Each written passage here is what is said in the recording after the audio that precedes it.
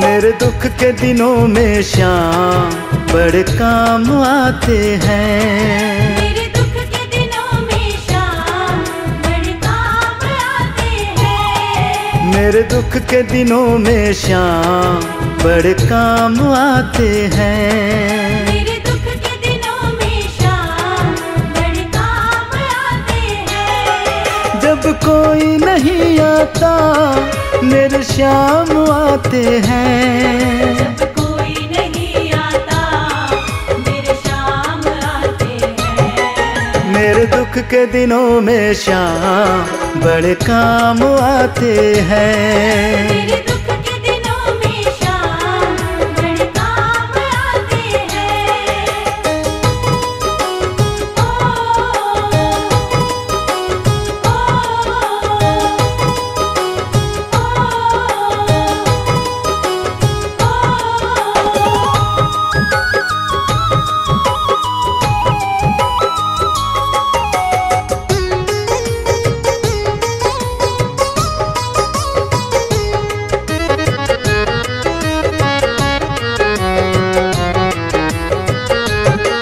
मेरी नैया चलती है पतवार नहीं होती।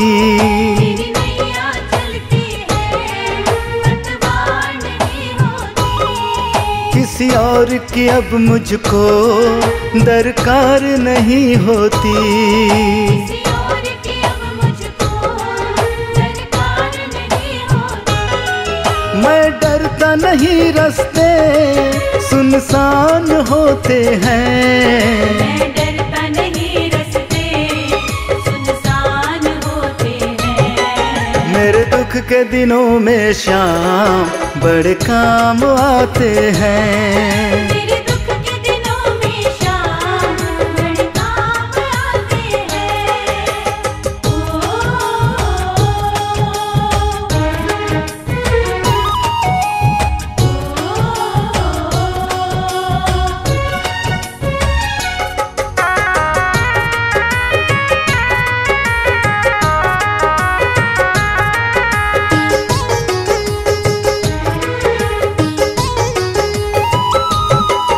जो याद करे इनको ये उसके हो जाए। जो याद करे इनको ये उसके हो जाए। जो प्रेम करे इनको मन हल्का हो जाए। जो प्रेम करे इनको मन हल्का हो जाए। ये बिन बोले दुख को पहचान जाते हैं। बिन बोले दुख को पहचान जाते हैं। मेरे दुख के दिनों में शाम बड़े काम आते हैं। मेरे दुख के दिनों में शाम बड़े काम आते हैं।